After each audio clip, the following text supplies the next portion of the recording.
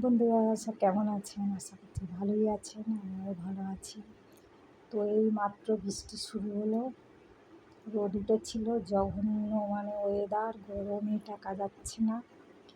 তো যাই হোক, ভাত বসিয়েছি, মাছের ঝাল হয়েছে, আর বেগুন ভাজা, বিট ভাজা, একজনের জন্য ডাল। রান্না প্রায়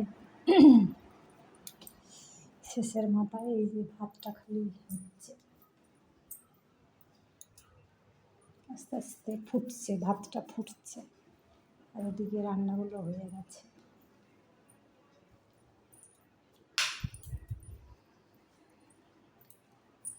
বিট ভাজা, ডাল, ঝাল।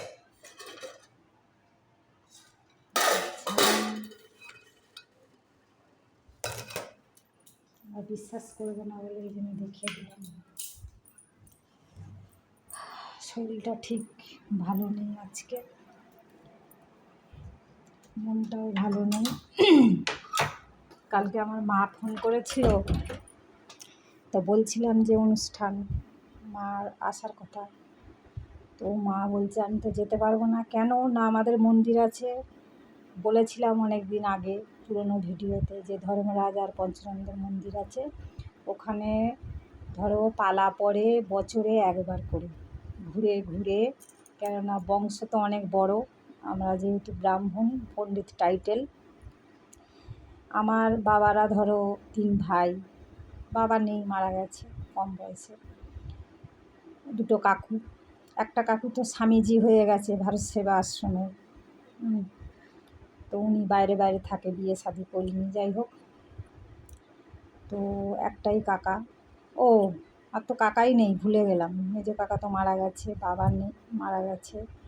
আর ওই ছোটো কাকু, স্বামীজি ওনার কথা বাদ দাও। তো আসে ওই যে ভারত সেবা আশ্রমে কলকাতায়, ওখানে যে জন্মাষ্টমীর আগের দিনে আসে। উনি তো হাই ফাই ব্যাপার, প্লেনে করে যাতায়াত করে। মানে আমরা যে ফ্যামিলির লোক, আমাদেরকে মানে আমরা কি বলবো, নিজের যে উনি সেটা বুঝতে দেয় না। মনে হচ্ছে আমরা যেন যেমন স্বামীজিদের সঙ্গে দেখা করতে যাই, সেই টাইপের উনি মানে ব্যবহার করে। কেননা মায়া তো ত্যাগ বহু বছর আগে সব হয়ে গেছে, স্বামীজি হওয়া তো আর মুখের কথা নয়। বিশাল পড়াশোনা, জ্ঞান বুদ্ধি অনেক অর্জন করতে হয়, তবে তবে স্বামীজি হতে হয়, ঠিক আছে?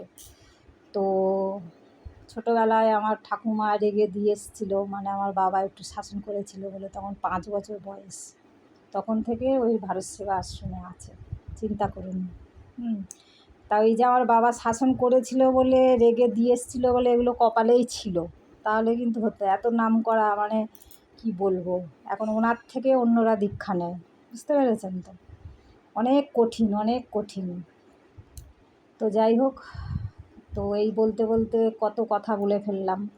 তা ওই আমাদের যে মন্দির আছে, ধর্মরাজ পঞ্চানন্দের মন্দির, ওখানে বছরে সব পালা ঘুরে ঘুরে এসে সব পালা পড়ে, সেইগুলো পুজো টুজো করা, বাসন কোসন মাজা, ওই বছরে একবার ঘুরে ঘুরে, যে যার যেটা ফ্যামিলিগত বাচ্চা কাচ্চা আছে সেই হিসেবে পালাটা ঘুরে ঘুরে, প্রায় আমার তখন মনে হয় বাচ্চাটা ছোট অনেক, তখন পালা দেখেছিলাম। আর এই কিছুদিন আগে গেল, ওটা হচ্ছে বুদ্ধ পূর্ণিমা ধরে, বৈশাখ না জ্যৈষ্ঠ মাসে, যাই হোক পরে।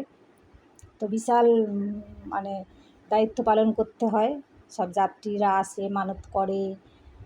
হ্যাঁ, তো অনেক খাটনি, অনেক খাটনি। সেটা মিটে গেছে, এখনও শেষ হয়নি, 1 বছর করে থাকবে, আর কয়েক মাস বাকি, মা আসতে পারবে না। তো দিদিদের বোনেদের বলেছি, তাই সেই শুয়ে শুয়ে ভাবছি যে ধরো দূরে আছি, হ্যাঁ, ভালো মন্দ ওই ফোনেই ধরো।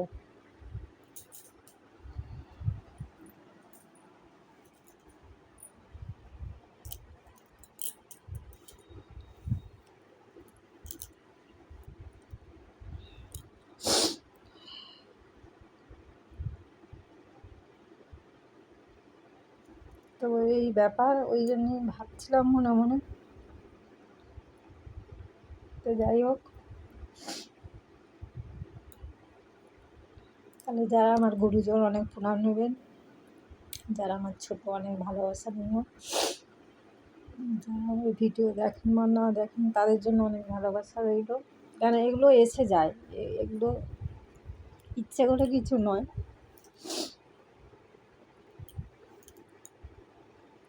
অনেক দূরে থাকলে এরকমই হয়।